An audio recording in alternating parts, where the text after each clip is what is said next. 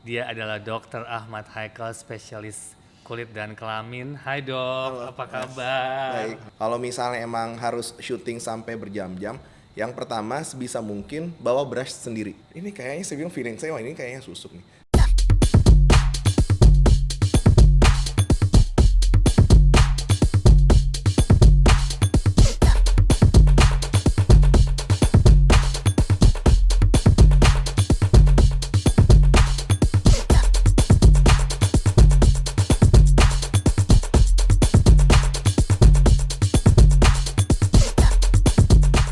It's story time. Storyteller aku hari ini kedatangan seorang tamu yang sangat spesial dan luar biasa. Dia adalah Dr. Ahmad Haikal, spesialis kulit dan kelamin. Hai dok, Halo, apa Mas. kabar? Baik, alhamdulillah. Thank you so much sudah Yes. meluangkan waktunya ya. It's okay. Aduh, ini pertama kali loh saya di Hello Story kedatangan tamu seorang dokter yang luar biasa pastinya, yang selama ini juga saya selalu konsultasi dengan beliau masalah rambut dan masalah lain-lain. Dok, apa kabar, gimana? Baik. Lagi sibuk banget pasti ya? Ya biasa sih aktivitas praktek ya. Mm-mm. Biasanya gitu loh. Dokter tuh kenapa sih awalnya dok bisa tertarik mengambil spesialis kulit dan kelamin? Ya, jadi kalau saya sih waktu itu ya, bidang ini sebenarnya identik dengan wanita ya, Betul. perempuan. Tapi saya kayak posisiin diri sendiri, maksudnya kalau misalnya saya punya masalah nih, apalagi berkaitan dengan kulit atau kelamin yang sifatnya sensitif, saya pasti lebih milih dokter mungkin dengan gender yang sama, dalam artian karena kan kadang-kadang ada hal yang sifatnya privacy yang kita mungkin agak kurang nyaman ya. Nah, jadi makanya Menunjuk loh. jadi saya ngelihat, oh kenapa ya cowok banyak nggak ngambil ini, soalnya kayak kesannya kalau misalnya oh cowok ngambil ini cowoknya kayak gimana. Saya pengen mematahkan mitos itu gitu loh. Betul. Makanya ngelihat mungkin baru pertama kali ngeliat ada dokter kulit jenggotan ya, mungkin saya doang gitu. Biasanya semuanya glowing ya. Karena prinsipnya adalah glowing itu tidak ada hubungannya dengan warna kulit sih. Karena Betul. kecantikan atau kebersihan, keindahan itu sebenarnya dari jenis kulit yang sehat. No matter warnanya apa, berbulu atau enggak gitu loh. Betul. Nggak ada masalah gitu. Betul. Jadi makanya karena ngelihat itu, ya udahlah ngambil aja lah kayak gitu loh. Tapi dan sekarang menjadi banyak sekali Betul. para dokter-dokter baru yang maksudnya lari ke situ ya, dan ini kan Betul. sangat berhubungan juga dengan dunia entertain karena kulit yang sehat, rambut yang sehat, kulit yang cerah itu berhubungan banget dengan dunia entertain, di mana para artis walaupun kita nih orang di belakang layar tetap mau look good kan dok. Yes. Mungkin gini dok, kan kita tuh sebagai selebriti pastinya banyak banget, dan mereka tuh kan setiap hari syuting, Yes. rambut di blow, rambut kena hairspray, kena foam, kena lampu, itu kan banyak problem ya pastinya, termasuk kulit muka ya dok. Ya. Tips apa sih dok kira-kira maksudnya untuk mereka supaya tetap looks good dengan rambut yang sehat? Karena aku banyak banget menemukan beberapa selebriti yang rambutnya kering, rambutnya karena emang mungkin aku ngerti sih karena mungkin mereka terlalu banyak menggunakan produk ya, dan emang tuntutan pekerjaan gitu, jadi emang lebih sensitif gitu kan. Iya. Nah jadi bener banget sih Mas. Jadi ini sebenarnya mungkin banyak teman-teman yang belum tahu, oh kalau misalnya punya masalah rambut harusnya kemana. Ya bener, kalau misalnya punya masalah rambut datangnya ke dokter kulit. Kadang-kadang orang mikirnya, oh dokter misalnya kulit dan kelamin nggak ngurusin rambut. Padahal nggak, kita ngurusin rambut, ngurusin kuku. Oh ya, Dan pas sampai ke sebagainya. kuku Sampai juga. kuku, iya. Jadi intinya kayak organ-organ luar termasuk kulit itu masih menjadi lahan kompetensi dari dokter kulit dan kelamin. Nah, soal misalnya masalah ini bener, saya banyak teman-teman artis yang kebetulan jadi pasien yang masih aktif syuting. Masalah utama mereka adalah pada saat datang kulit mukanya udah berantakan. Terus ditanya kenapa? Ya dok, soalnya syuting tuh minimal kayak 8 jam ya. Betul. Masalah 8 sampai 10 jam, Betul, kena dan lampu yang sangat panas. lampu sangat panas dan fully make up. Betul. Gitu loh. Mungkin kalau depan kamera di touch up nggak kelihatan Nggak ya. kelihatan. Tapi pada saat semua lapisan-lapisan itu terhapus, nah kelihatan kulit aslinya. Nah, jadi kalau termasuk rambut, Betul. ya rambut kan harus entah disasak ya, di spray dan lain sebagainya. Jadi kalau misalnya tips dari saya untuk teman-teman artis terutama ya, kalau misalnya emang harus syuting sampai berjam-jam, yang pertama sebisa mungkin bawa brush sendiri, gitu lah. Oke. Bawa sikat sendiri, apa sih, kuas sendiri iya, ya, wah, kuas sendiri, karena kalau misal dari makeup artis kita itu kan dipakainya berganti-ganti. Betul. Dan saya jarang sekali melihat ada makeup artis yang benar-benar memperhatikan kebersihan brushnya gitu loh. Masing-masing satu-satu. Idealnya sebenarnya kuas itu kan setiap selesai dipakai, entah itu dicuci gimana, ditaruh ke mungkin kompartemen UV. Iya. Jadi sekalian, tapi kan mungkin karena ngejar waktu apa gimana jarang banget Uber lah yang ke kayak gitu. sana, Nah, betul. betul. Lebih bagus lagi kalau misalnya udah punya brand makeup yang cocok dengan kulitnya sendiri, itu mending dibawa aja gitu loh. Biar nanti diaplikasikan sama muanya. Karena kalau misalnya pakai yang umum, ya resikonya pasti kayak gitu. Paling pulang-pulang beruntusan. Nah, setelah selesai itu, ini juga yang kasus sering banget, dok saya udah terlalu capek nih, jadi giliran tidur nggak sempat bersihin apa-apa. Itu jangan diremehin. Itu penting Orang yang banget. lumayan males tuh dok, lumayan itu males. benar. Tapi sekarang mulai diperhatikan. Nah, itu penting banget mas. Jadi minimal kalau misalnya mau tidur secapek apapun harus dibersihin dulu. Dan kalau pakai makeup bukan nggak cukup sekali pembersihan, kalau perlu double sampai triple cleanser gitu loh. Wow. Entah pakai Repot ya. benar. Entah pakai misalnya makeup removal dulu atau misalnya pakai pakai micellar water dan lain sebagainya. Nah itu dibersihin. Nah terus rambut pun kurang lebih sama seperti itu ya. Karena semua yang dipakai di rambut, entah itu misalnya hairspray, foam atau gel, itu kan semua chemical product. Yang namanya bahan kimia itu sedikit banyak pasti ada efeknya sama rambut. Kalau misalnya untuk kayak kita cowok ya, misalnya makanya kayak gel doang atau pomade, secapek apapun di rumah kalau nggak sempet keramas minimal handuk basah dengan misalnya air hangat dibersihin gitu loh. Tapi dok ini dok, lebih kekurangannya, ya salah satu problem di cowok itu kan males. Betul. Iya kan? Tahu lah dok, pasti banyak kasus yang dokter mungkin udah hadapin, cowok datang kulitnya begini karena emang mereka malas bersihin, malas. Saya nggak usah ngomong orang lain deh, ngomongin diri saya sendiri. Dulu juga saya begitu kok, malas banget pokoknya pulang kerja, sometimes nggak mandi karena kita selalu di AC kan, telak tidur aja gitu kan. Ternyata emang nggak bagus kan gitu kan. You need to clean yourself gitu kan. Ya sekarang dengan pandemi banyak perubahan lah yang kita lakukan karena sekarang pulang harus mandi, harus bersihin semuanya gitu kan, baru masuk kamar baru tidur. Nah untungnya kan ada sebagian orang yang kulitnya tidak terlalu sensitif ya, ada sebagian sensitif langsung cepet banget jerawatan ya dok ya. Itu gimana dok? Nah kalau kita bicara soal cowok ya, si pribadi pun cowok pun saya males kalau saya emang pakai produk yang terlalu ribet. Terlalu banyak kan dok, itu kan maksudnya lapisan-lapisannya. Iya makanya kalau dari saya nih tips ya teman-teman ya. Kalau nyari produk, apalagi misal buat cowok, nggak usah beli paketan karena belum tentu semuanya kita butuhin. Setuju. Kan ada yang langsung jual tiba-tiba langsung paket nih, 5 lengkap nih, ada 6 lengkap.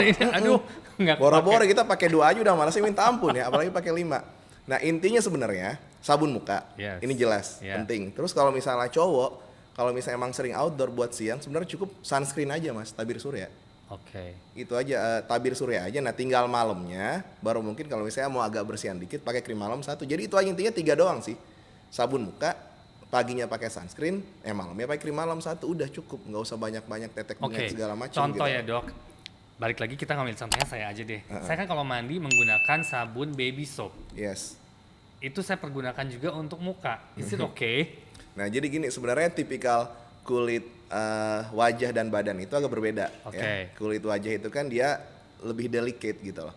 Kalau misalnya emang untuk tipikal orang-orang yang mungkin punya riwayat alergi atau mungkin punya riwayat eksim kulit sensitif, biasanya sih pakai buat badannya pakai sabun baik. Emang itu lebih safe. Nah tapi untuk muka lebih baik pakai sabun khusus untuk muka karena formulasinya itu pasti berbeda. Nah, jadi ada emang sabun-sabun muka tertentu yang dengan bahan aktifnya untuk kulit sensitif. Itu ada. Gitu. Untungnya kulitnya bebel ya, jadi masih oke ya. Nah, contoh salah satu artis aku nih dok. Sampai sekarang mungkin dokter juga udah tahu karena saya udah pernah kirim ke dokter juga. Sampai sekarang problem jerawat is never ending. Dia puber, maybe not, he is 18, 17 gitu kan. Tapi udah bolak-balik nih perawatan, tapi karena aku tahu dia harus syuting. Dimana kalau syuting kan bermakeup lagi gitu kan. Jadi kan emang belum kering, belum sembuh, ketumpuk lagi dengan produk gitu. Tapi sampai sekarang problem dia keep on berjerawat gitu loh. Nah, jadi yang harus dipahamin ya teman-teman, jerawat ini tidak sesimpel kelihatannya gitu loh. Kecil tapi ini kompleks, dan pengobatan jerawat itu tidak cukup hanya dengan produk doang.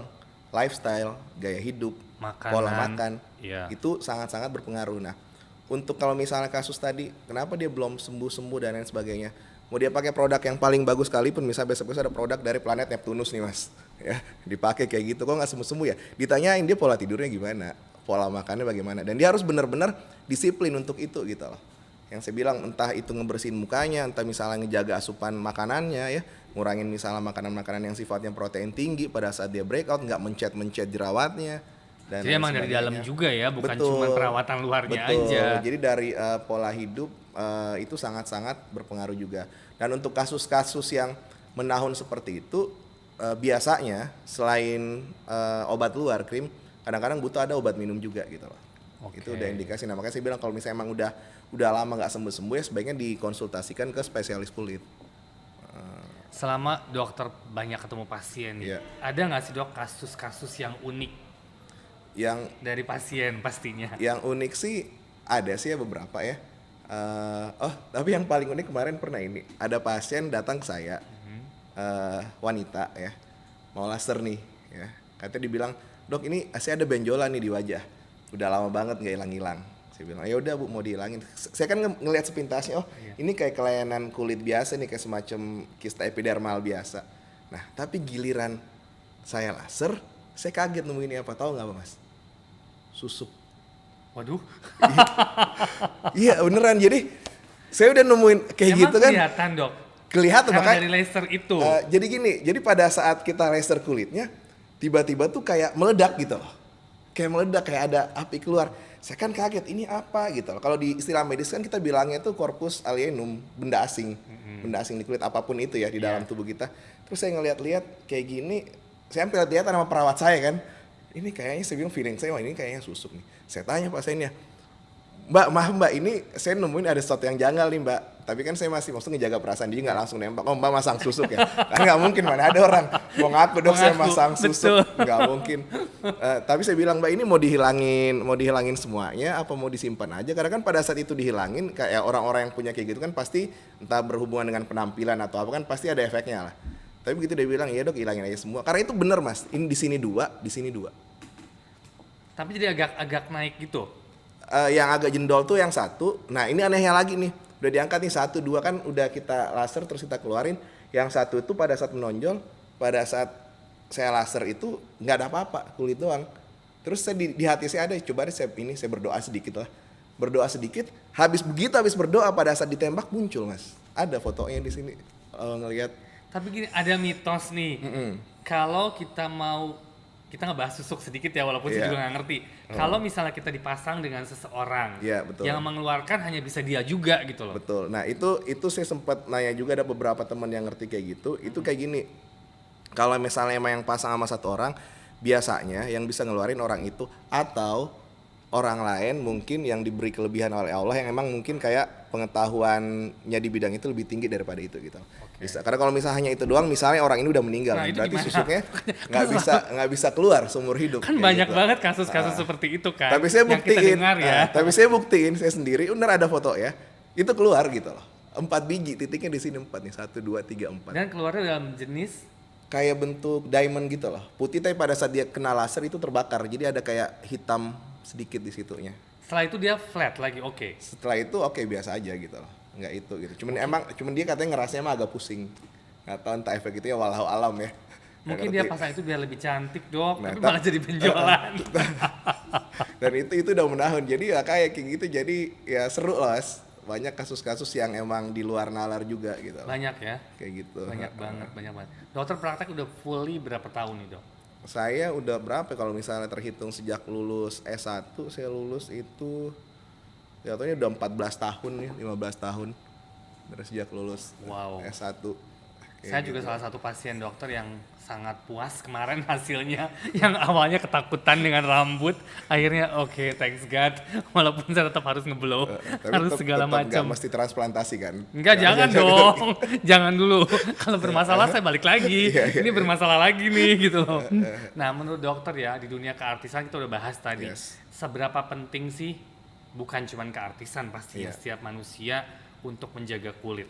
Betul. Nah, ini salah satu bagian yang menarik ya untuk dibahas karena orang tuh kadang-kadang sebenarnya nggak cuma kulit wajah ya, kulit badan ya. Maksudnya saya yakin dalam setiap ajaran agama apapun kita diajarin untuk menghargai ciptaan Tuhan. Nah, Tuhan menciptakan kita dengan seperti ini. Itu sudah selayaknya untuk dijaga gitu loh. Banyak pertanyaan yang sering timbul, "Dok, saya pengen kulit saya bagus, tapi saya nggak pengen pakai produk apa-apa." Atau banyak, "Dok, saya udah pakai produk ini nih, bagus Dok, tapi giliran misalnya lepas produk, kok kenapa kayak ini lagi ya, hancur lagi, apakah ada ketergantungan ya?" Yang pertama ya, ini bukan narkoba gitu loh, jadi nggak ada istilah ketergantungan. Saya sering banget pakai analogi ini Mas, analogi mobil. kita punya kendaraan ya, mobil, misalnya bagus, katakanlah BMW ya, BMW, kita pakai setiap hari. Nah, kendaraan yang kita pakai setiap hari, yang dicuci setiap hari dan yang dicuci sebulan sekali, kira-kira lebih bersih yang mana? Yang dicuci setiap hari lah. Yang setiap hari, sama kayak kulit kayak gitu. Yang kita rawat setiap hari sama yang nggak pernah kita rawat pasti berbeda. Boleh kalau misalnya nggak mau pakai produk apa-apa, boleh, asalkan dipastiin nggak bakal kena debu, nggak bakal kena matahari, nggak bakal kena asap rokok, nggak bakal kena make up dan lain sebagainya. Ya silahkan, yakin pasti kulitnya mulus kayak pantat bayi. Cuman kan itu almost impossible gitu. Dengan berjalannya waktu, Betul. umur juga berjalan kan. Betul, aging proses juga Ada. ada gitu loh. Jadi yang paling sulit adalah merubah itu menjadi suatu kebiasaan. Jadi kalau misalnya tips saya sih buat teman-teman di rumah ya, kalau misalnya tadinya emang malas-malasan banget, coba aja dulu misalnya rutin pakai produknya itu rutin setiap hari selama 21 hari. Itu bakal jadi habit. Jadi pada saat udah lewat 21 hari, pada saat nggak makan ntar bakal ngerasa ada yang kurang. Jadi mau nggak mau bakalan dipakai terus. Cuman ya itu yang saya bilang, nggak usah terlalu berlebihan ya, nggak usah terlalu termakan iklan yang saya bilang. Nah itu, tadinya saya mau ngomong nih, ini senang nih ngebahas iklan nih. Sekarang tuh kan Dok banyak banget nih keluar produk. Betul. Iya kita nggak usah sebut brand lah, maksudnya Iya. banyak banget ini produk bagus, ini produk bagus, ini produk bagus. Kita jadi confused memilih produk gitu loh. Dan perawatannya harus seperti apa, terus ya endorsement juga banyak banget, you know lah gitu kan. Dan gimana Dok, kita memilih produk yang cocok dan bagus itu seperti apa? Karena banyak banget keluarnya, banyak juga yang illegal pastinya kan gitu kan. Nah itu gimana Dok? Ya jadi gini, emang kalau misalnya kita ngelihat apalagi di sosial media ya, ini kan lagi masif banget nih produk A, produk B, produk Dan semua C. jualan di situ kan. Betul, gitu. betul. Sampai pakai reseller segala macam ya. Banget. Jadi kalau saya sih gini, saya bilang be a smart konsumen, dalam artian kita harus ngerti dulu nih tipe kulit kita seperti apa. Kalau misalnya emang kita masih susah untuk memutuskan, saran saya datanglah ke dokter spesialis kulit untuk konsultasi. Jadi konsultasi itu nggak harus sakit loh mas. Iya. Ya nggak harus sakit. Dok saya mau tahu nih misalnya kulit saya seperti apa nih tipenya dan sebagainya. Nah kalau misalnya udah dapat pencerahan itu semua segala macam, baru mungkin pilih produk yang sesuai dengan tipe kulitnya.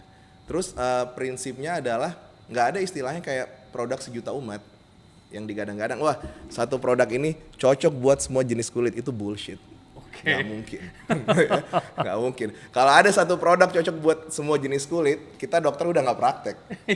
Udah nggak mungkin gitu. Lo beli produk sendiri aja gitu loh. Udah cocok buat semuanya.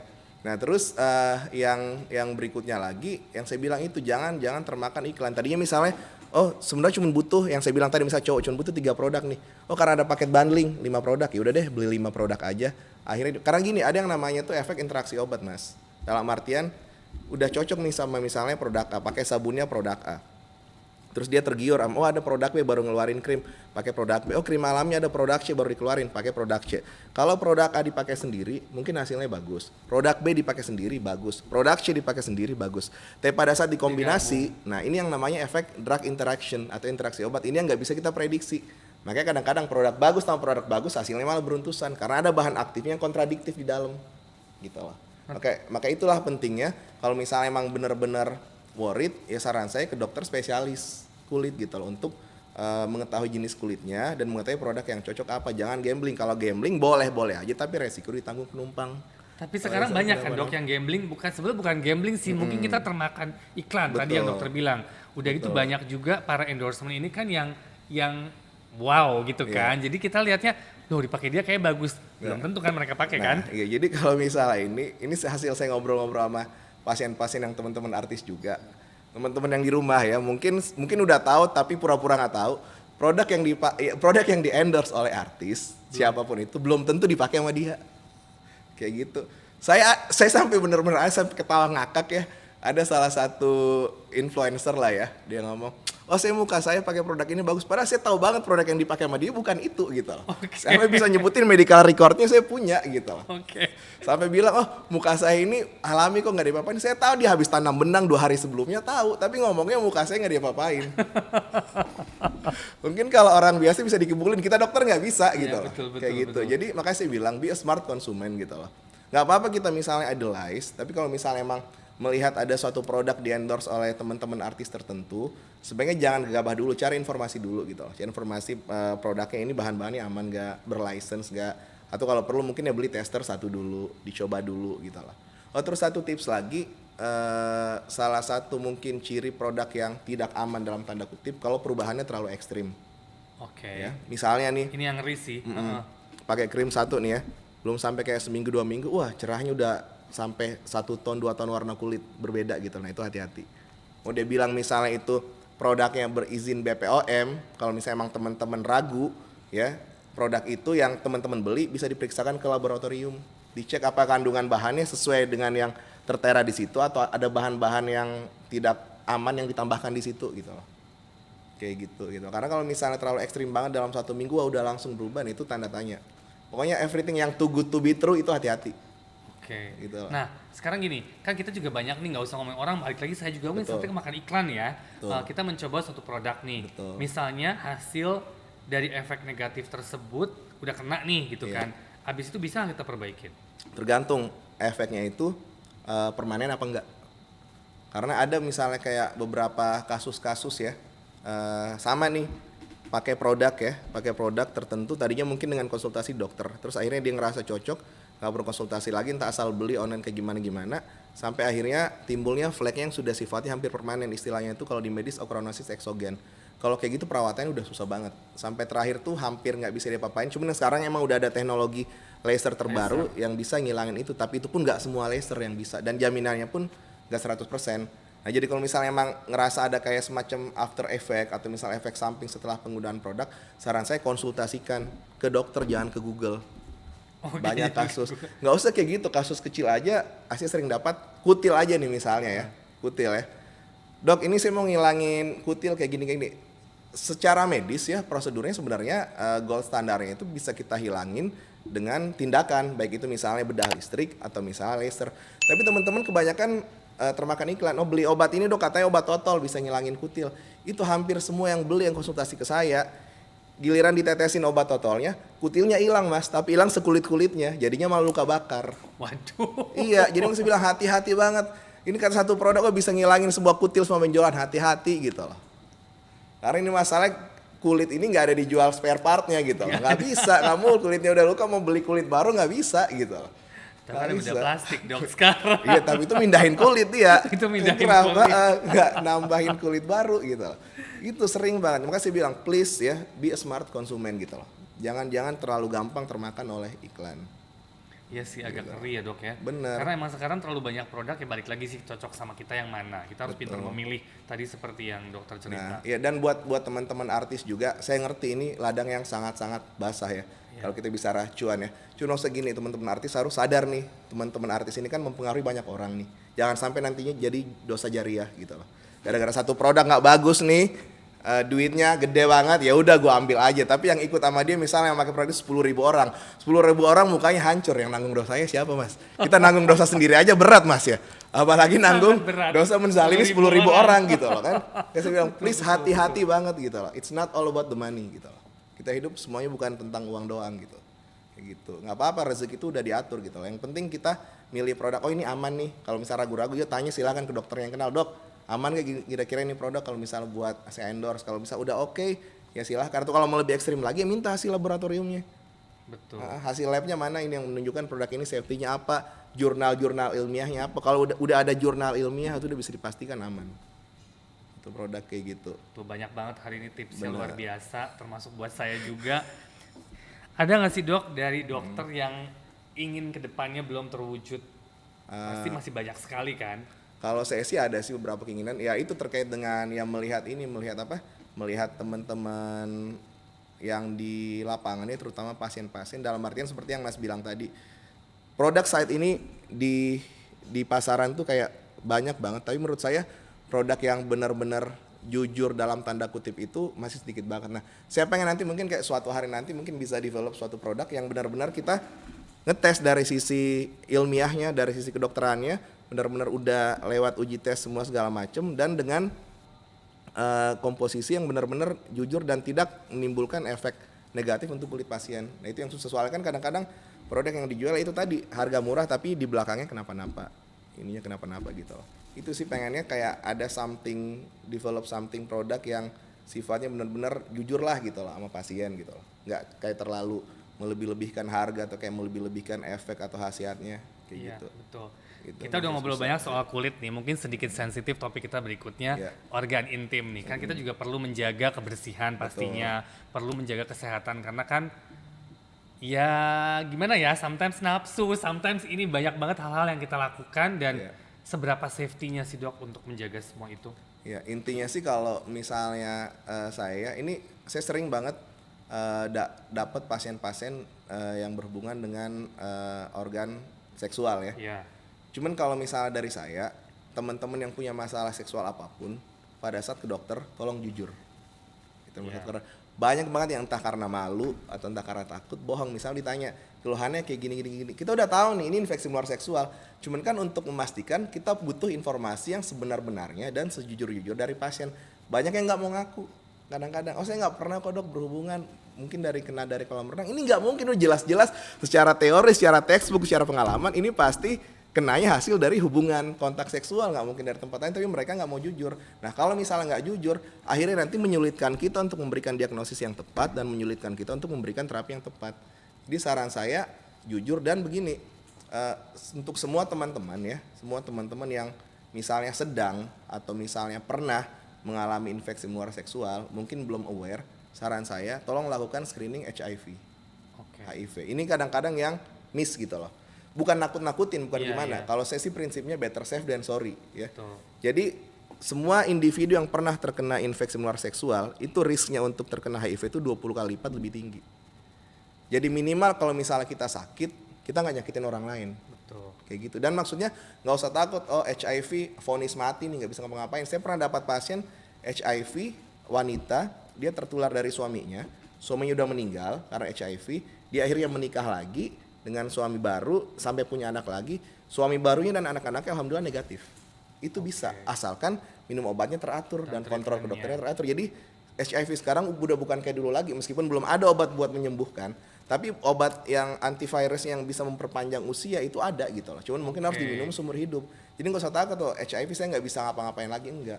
Karena emang banyak sekali kan jujur orang ketakutan dengan Betul. tiga kata tersebut, tiga Betul. huruf tersebut kalau didiagnosa seperti itu yang pasti Betul. ada malu, Betul. ada takut, number one takut pastinya karena kayaknya it's death sentence ya gitu Betul. kan.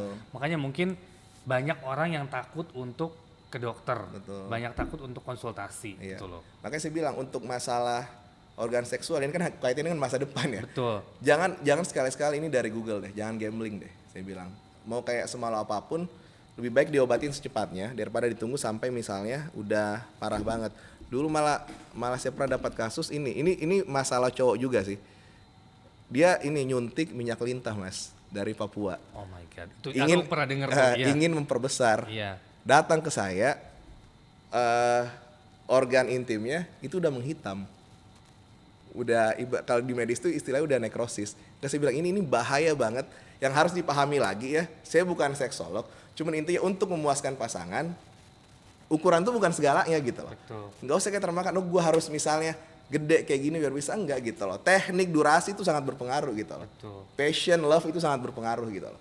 Untuk itu jadi nggak usah itu bikin sampai misalnya oh nggak pede sampai akhirnya nyoba semua segala macam, apalagi yang sifatnya suntikan ya. Itu hati-hati. Karena masuk ke dalam kan. Betul, minyak-minyakan pun hati-hati yang mereka katanya untuk bisa memperbesar. Yang ada kalau misalnya nggak cocok bisa iritasi, bisa dermatitis, kontak, alergi. Aduh serem ya. Jadi intinya tolong hati-hati untuk urusan kayak gitu. Kalau misalnya mau ragu-ragu segera ke dokter. Nah sama ada pertanyaan nih dok, misalnya nih oral sex gitu kan. Iya. Is safer or sama aja? Jadi gini, semua tindakan kontak seksual yang melibatkan ada pertukaran cairan tubuh itu tetap beresiko. Karena gini, pada saat oral sex pun kalau misalnya lebih aman nih, kita nggak bakal tahu nih misalnya ada luka di mulut ya, luka yang nggak kelihatan mata, sariawan kecil apa gimana. Nah ada luka sedikit pun di mulut, ada luka sedikit pun di area genital, pada saat itu terjadi pertukaran cairan itu berpotensi untuk transmisi infeksi menular seksual. Cuman mungkin pencegahan yang bisa dilakuin ya mungkin pakai mouthwash dulu ya sebelum dan misalnya sesudah ya. Atau misalnya pakai kondom ya itu untuk lebih amannya gitu loh, kayak gitu. Dan yang paling penting ya jangan berganti-ganti pasangan. Iya sih. Itu sangat riskan sekali gitu loh. Mending cari variasi yang lain, entah role play apa gimana ya, tapi jangan ganti pasangan. Oke. Iya beneran gitu. Iya bener. Kayak gitu karena aduh kalau udah ganti pasangan karena nularinnya tertularnya dari mana kita nggak bakal pernah tahu gitu loh. Nggak pernah tahu. Nah, dan untuk teman-teman yang sedang terkena infeksi menular seksual, itu jangan hanya ngobatin diri sendiri. Pasangannya pun harus diobatin. Karena di bidang kedokteran kita ada namanya pingpong phenomenon. Maksudnya Mas misalnya terkena nih amit-amit ya. Iya. Mas diobatin sembuh. Tapi balik lagi sama pasangannya. Pasangannya nggak diobatin itu bisa nularin lagi. Oh iya benar karena selalu kontak bet- bersama kan. Betul, jadi siapapun pasangannya itu sebaiknya harus diperiksakan juga. Ada atau tidak ada keluhan, nanti biar dokter yang mutusin. Kayak gitu. Ini yang sering miss, oh yang penting gue udah sembuh, aman nih. Padahal pasangannya belum diobatin. Kayak Serem ya gitu. serem. Thank you banget hari ini, seru banget kita berbicara. Yang penting satu ya, kita tetap harus jaga semuanya dengan produk-produk yang cocok dengan diri kita Betul. masing-masing gitu. Tapi satu tips yang tadi aku dapat sangat happy banget bahwa kita tetap harus menggunakan krim. Kalau untuk cowok mungkin simple, Iya. hanya satu sunscreen, satu krim malam sama obat Sama sabun muka. Betul. Sesimpel itu loh, Yes. sesimpel itu, gampang banget dan I will do it. Yes. Start today.